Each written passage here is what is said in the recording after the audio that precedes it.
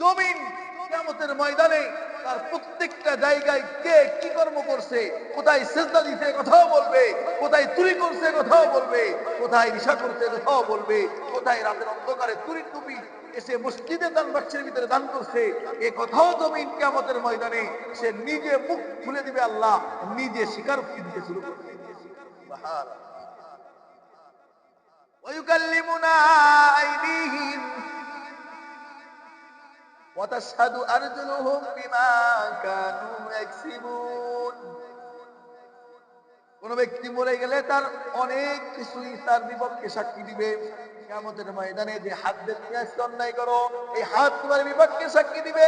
ওয়ায়ুকাল্লিমুনা আইদিহিম, মানুষের হাতের জবান খুলে দেওয়া হবে, মানুষের হাত মানুষের বিরুদ্ধে কথা বলবে, সাক্ষী দিবে। ওয়ায়ুকাল্লিমুনা আইদিহিম, ইয়াদুন মানে হাত, আইদিহিম ইয়াদুনের বহুবচন, মানুষ তাদের হাত সমূহকে আল্লাহ কথা বলার তৌফিক দিবে। হাত সমূহ মানুষের আকাম কুকামের সাক্ষ্য দিবে। কিন্তু আকাম কুকাম না, এই হাত দিয়ে ঘুষের টাকা কে দিচ্ছে সেটাও বলবে, এই হাত দিয়ে মসজিদে কে দান করছে সে কথাও বলবে, রাতের অন্ধকারে এই হাত দিয়ে যে দরিদ্রের পাশে দাঁড়াইছে, অর্থ দিয়ে সহযোগিতা করছে এই কথাও বলবে। আবার যে মানুষের পেটে লাথি দিয়া এই হাত দিয়ে অর্থ উপার্জন করেছে তার কথাও বলবে।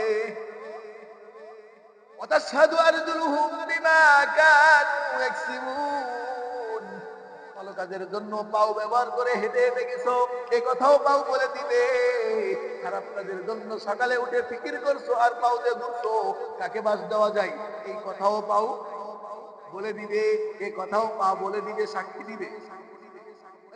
হাত আপনার না বন্ধু, এই পায়ের সৌন্দর্যে হাতের সৌন্দর্যে তুমি বিমুগ্ধ হও, এই হাত তোমার না, এই পাও তোমার না। এই জিহ্বা দিয়ে কথা বলো, এই জিহ্বাও কিন্তু বন্ধু তোমার না। এই চক্ষু দিয়ে গুনাহ করো, এই চক্ষু কিন্তু তোমার না। এই কান দিয়ে গীবত শ্রবণ করো, মিথ্যা শ্রবণ করো, এই কান দিয়ে অনৈতিক গান অনৈতিক বাজনা শোনো, হারাম কিছু শ্রবণ করো, এই কানও কিন্তু বন্ধু জেনে নাও তোমার না। এই তোমার গায়ের চামড়া, যে চামড়া নিয়ে তো অহংকার করো, এই চামড়ার সৌন্দর্য নিজে অহংকারের ভিতরে পড়ে থাকো, এই গায়ের চামড়াও কিন্তু তোমার না। এই গায়ের চামড়াও কিন্তু তোমার বিপক্ষে কাল কিয়ামতের ময়দানে সাক্ষী হয়ে দাঁড়াবে। তোমার কি বন্ধু, তোমার কি? তোমার তো কিছুই না, তুমি শুধু আমার আমার বলে পাগল হও। হাত তোমার বিপক্ষে সাক্ষী দিল, পাও তোমার বিপক্ষে সাক্ষী দিবে, চোখও তোমার না, নাকও তোমার না, কানও তোমার বিপক্ষে কথা বলবে, জিহ্বাও তোমার বিপক্ষে কথা বলবে, এমনকি গায়ের চামড়া পর্যন্ত তোমার বিপক্ষে সাক্ষী দিবে। এখন বলো বন্ধু, তুমি কোন সৌন্দর্যের অহংকারে, কোন শরীরের অহংকারে, কোন বাহুর বলে, কোন বুদ্ধির বলে তুমি আজকে আল্লাহর নাফরমানিতে লিপ্ত হও? আজকে কোনটা বলে নিজের দাবি করো? কাল কিয়ামতের ময়দানে কিন্তু সব তোমার বিপক্ষে সাক্ষী হয়ে যাবে। আল্লাহু আকবার। কিছুই আমার না। আমরা আমরা আমরা আমাদের বলি, আমার আমার সুন্দর, আমি সুন্দর হইলে একজন কালো চামড়ার মানুষকে গালি দিত, কিসে পড়ি না, এই সুন্দর চামড়াও একদিন আপনার না, এই সুন্দর চামড়াও একদিন আপনার বিপক্ষে সাক্ষী দিবে, আল্লাহর দরবারে বিচার দায়ের করবে, সাবধান। আল্লাহু আকবার। ওয়ালকাত মা ফিহা ওয়া তাফাল্লাত, নিজের বডির প্রত্যেকটা অঙ্গ তো আপনার বিপক্ষে সাক্ষী দিবে, এমনকি জমিনের ভিতরে যেখানে যে কাজ করছেন জমিন ওই কামের সাক্ষী হয়ে যাবে।